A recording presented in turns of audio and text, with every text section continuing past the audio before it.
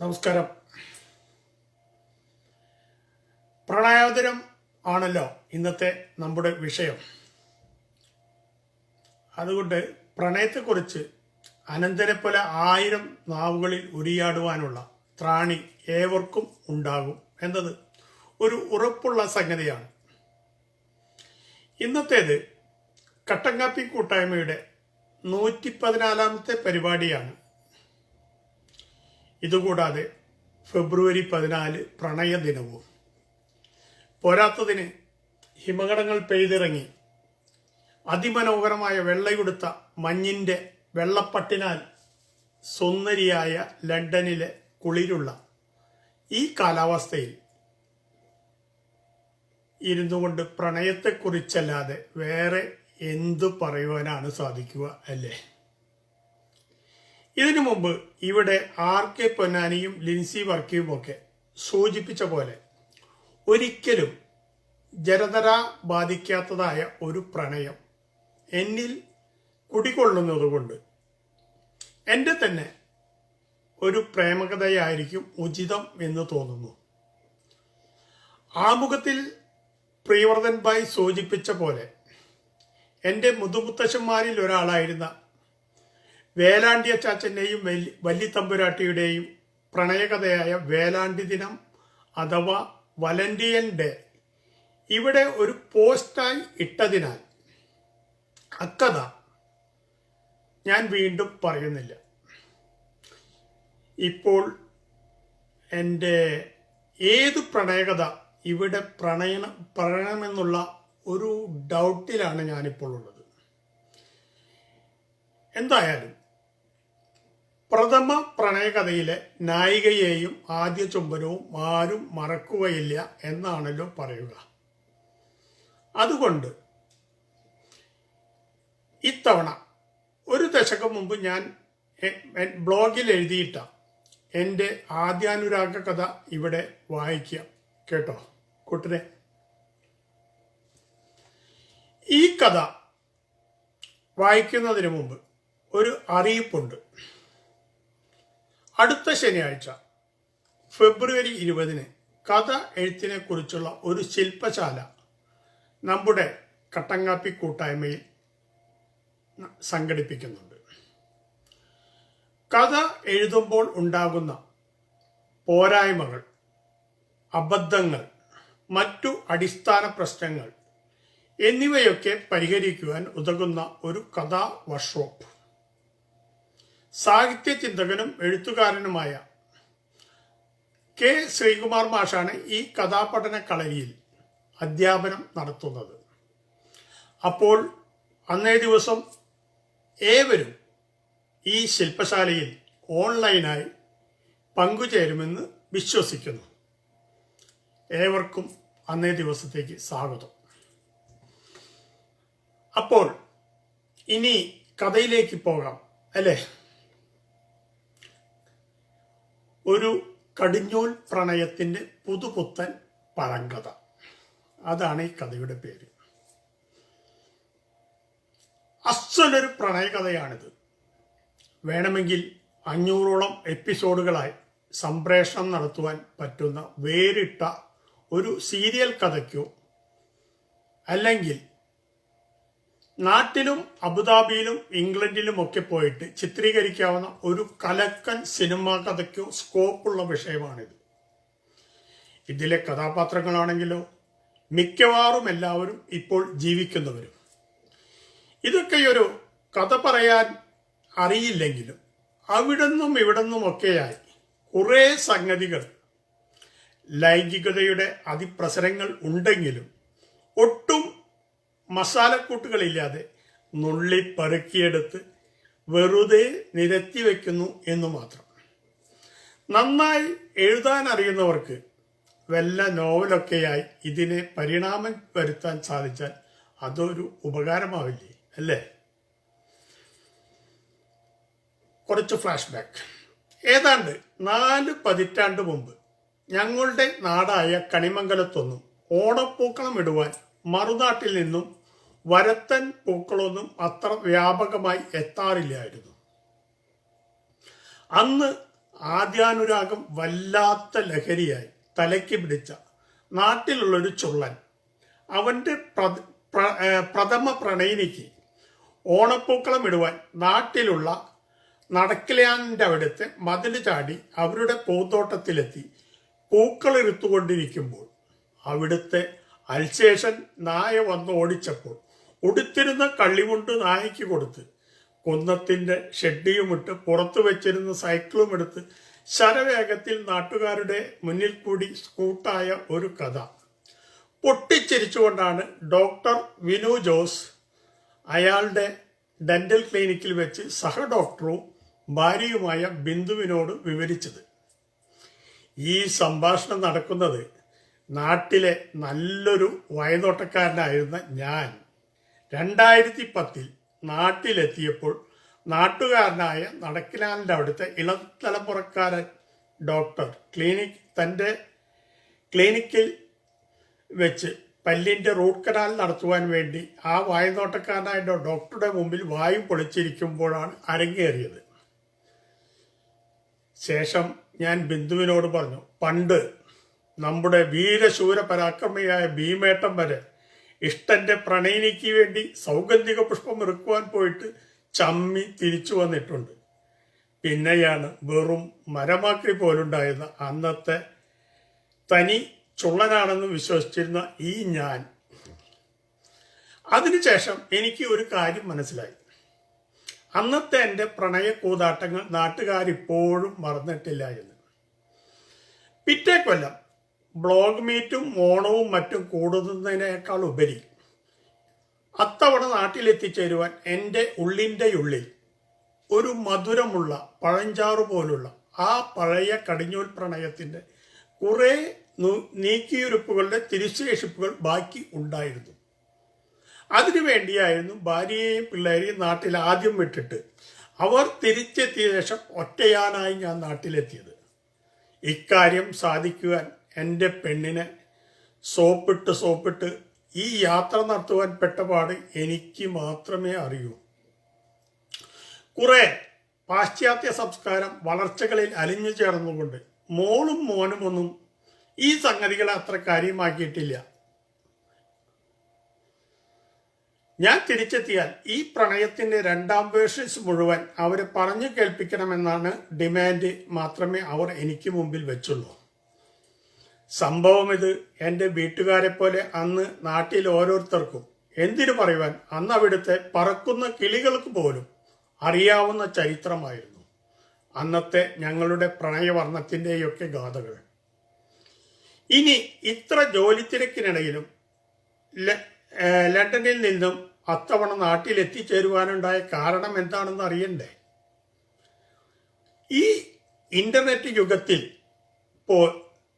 Royal മെയിലുകാരെ പോലും അമ്പരിപ്പിച്ചുകൊണ്ട് India മഹാരാജ്യത്തു നിന്നും ഒരു എയർ മെയിൽ 3-4 മാസം മുമ്പ് എന്നെ തേടിയെത്തിയിരുന്നു.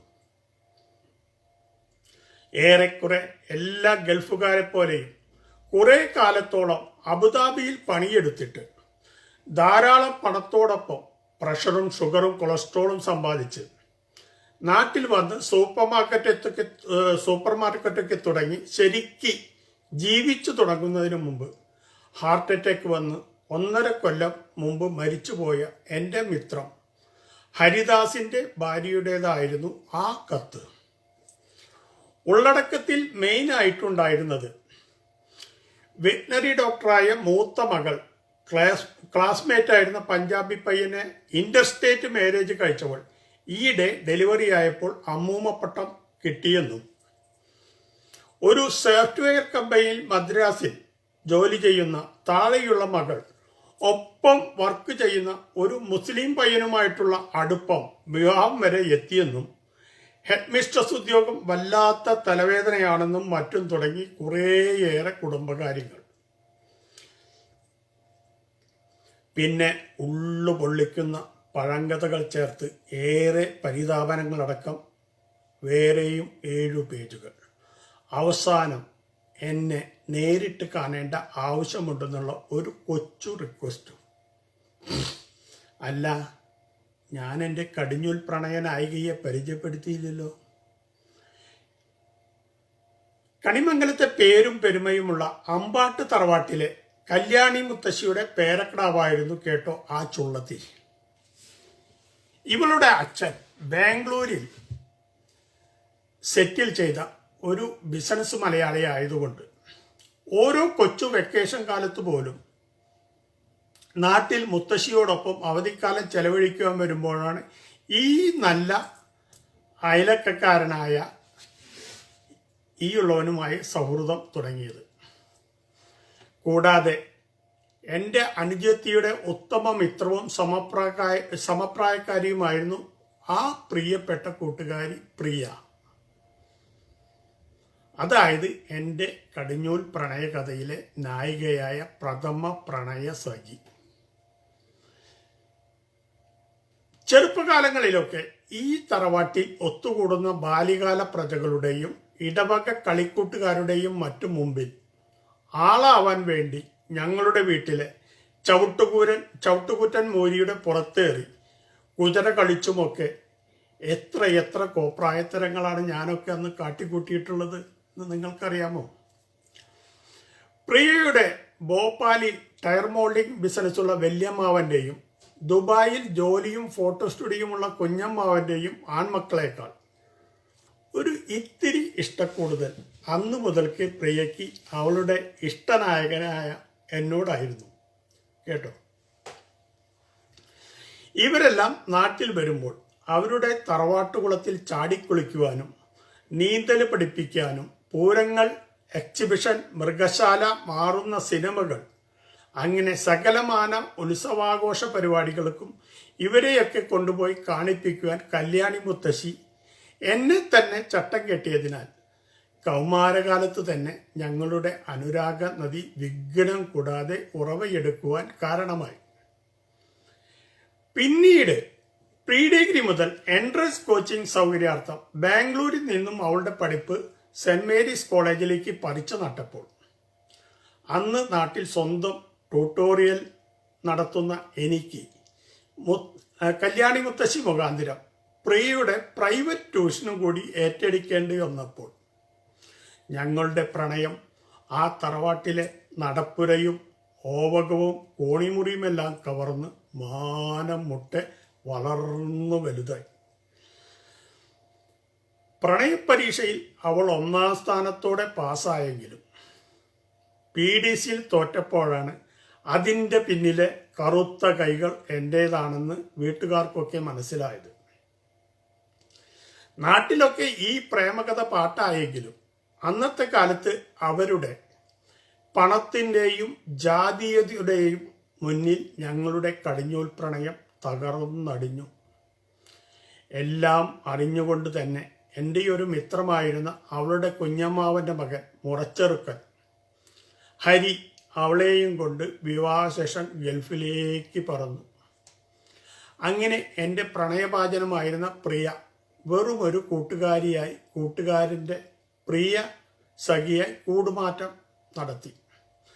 പലപ്പോഴായി അവധിക്കാലങ്ങളിൽ നാട്ടിലെത്തുമ്പോൾ പിന്നീട് എനിക്ക് ആദ്യമായൊരു Ray Ban cooling glass, Citizen watch, തരങ്കിണിയുടെ യേശുദാസ് ആലപിച്ച വിഷാദഗാനങ്ങളുടെ ഒരു കേസറ്റ് അടക്കം ഒരു Panasonic tape recorder cum radio, പിന്നെ കടമായി വലിയ തുകകൾ, അങ്ങനെ എത്ര സഹായങ്ങളാണ് ഈ എക്സ് ലവറും കെട്ടിയവനും കൂടി തന്നിട്ടുള്ളത്. കാലം ഉരുണ്ടുകൊണ്ടിരുന്നു. പ്രിയ 2 പെൺകുട്ടികളുടെ മാതാവായി. പ്രിയയുടെ അമ്മയ്ക്ക് ഭാഗമായി കിട്ടിയ തറവാട്ടിൽ കല്യാണി മുത്തശ്ശിയുടെ മരണശേഷം അവളുടെ അമ്മ വാദസമ്മതമായ അസുഖം കാരണം ചികിത്സാർത്ഥം വീട്ടിലേക്ക് താമസം പറിച്ചു നട്ടപ്പോൾ അമ്മയ്ക്ക് കൂട്ടിന് പ്രിയയും മക്കളും നാട്ടിൽ വന്ന് സെറ്റിൽ ചെയ്തു. ഹരി വല്ലപ്പോഴും നാട്ടിൽ വരുമ്പോൾ മാത്രം അവൻ്റെ തല തിന്നാനും പ്രിയയുടെ പാചക നൈപുണ്യം അറിയുവാനും മാത്രമായി ഞങ്ങളുടെ സൗഹൃദങ്ങൾ ഒതുക്കി തീർത്തു. ഇതിനിടയിൽ വീണ്ടും വല്ലാത്തൊരു പ്രണയകാന്തനായി വിലസിയപ്പോൾ എന്നെ പിടിച്ച് പെണ്ണ് കെട്ടിപ്പിച്ചു. പിന്നീട് അവസാനം വേഴാങ്കടലിനക്കരെ ഈ ബിലാത്തി പട്ടണത്തിൽ ഞാൻ കുടുംബവുമായി നങ്കൂരമിട്ടു. അമ്മയുടെ മരണശേഷം ഹരിയുടെ ദേഹവിയോഗവും മക്കളുടെ അന്യദേശവാസവും പ്രിയയെ ഏകാന്തയുടെ തടവിലാക്കി. ബാംഗ്ലൂരിലുള്ള വയസ്സായ അച്ഛൻ അവിടെയുള്ള സഹോദരന്മാരോടും ഫാമിലിയോടും ഒപ്പം ഇടയ്ക്ക് വന്നു പോകുമെന്ന് മാത്രം. ഇന്ന് ആ വലിയ തറവാട്ടിൽ സ്ഥിരമായി പ്രിയയോടൊപ്പമുള്ളത് അകന്ന ബന്ധത്തിൽപ്പെട്ട കല്യാണിക്കാത്ത ഒരു എച്ചുമ്മായും കുറച്ച് മന്ദബുദ്ധിയായ ഇവരെയൊക്കെ എടുത്തു വളർത്തിയ പണിക്കാരൻ പൊട്ടൻ ബാലേട്ടനും മാത്രം. ഇത്തവണ പ്രിയയുടെ റിക്വസ്റ്റ് പ്രകാരം ഞാൻ അവളുടെ അടുത്ത് അണഞ്ഞപ്പോൾ പണ്ടത്തെ ആ കടിഞ്ഞൂൽ പ്രണയത്തിൻ്റെ തീവ്രത ശരിക്കും തൊട്ടറിയുകയായിരുന്നു. ഞാനൊക്കെ മറവിലേക്ക് ആനയിച്ച ആ കടിഞ്ഞൂൽ പ്രേമം ഇന്നും പ്രിയയിൽ ഇപ്പോഴും മൊളിമങ്ങാത്ത ഓർമ്മകളായി അവശേഷിക്കുന്നത് കണ്ടിട്ട് ഞാൻ അത്ഭുതപ്പെട്ടുപോയി. വേറൊരുവൻ്റെ ഭാര്യയായിരുന്നിട്ട് പോലും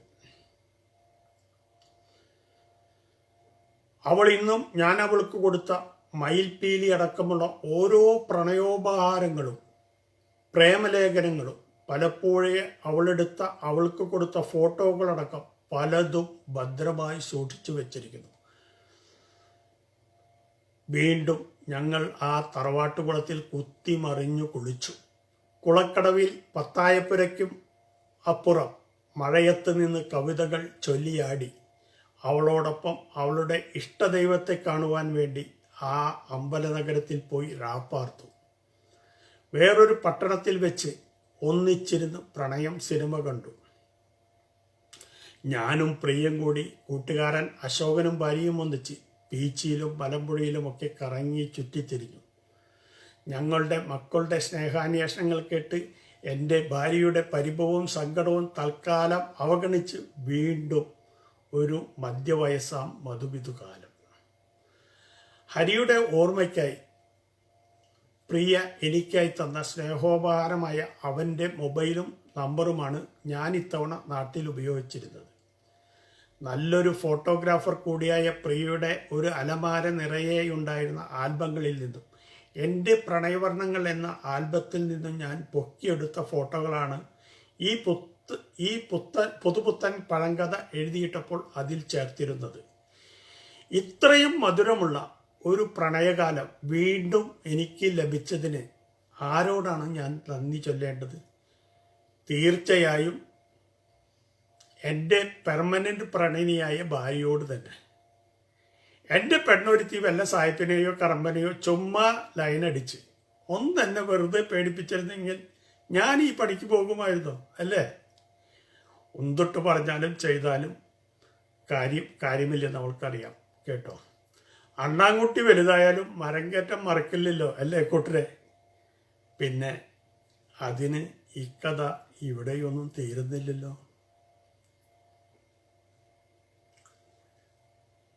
കഥയുടെ ഫസ്റ്റ് ഭാഗം നിർത്തിയിരിക്കുകയാണ്. പിന്നെ ഒരു പിൻകുറിപ്പായിട്ട് എനിക്ക് പറയാനുള്ളത്, എന്തുകൊണ്ടാണ് ഞാനിതൊക്കെ തുറന്നെഴുതിയത്? പണ്ടത്തെ പോലെ കൂട്ടുകുടുംബ വ്യവസ്ഥിതിയല്ല ഇന്ന്. എല്ലാം അണുകുടുംബങ്ങളാണല്ലോ.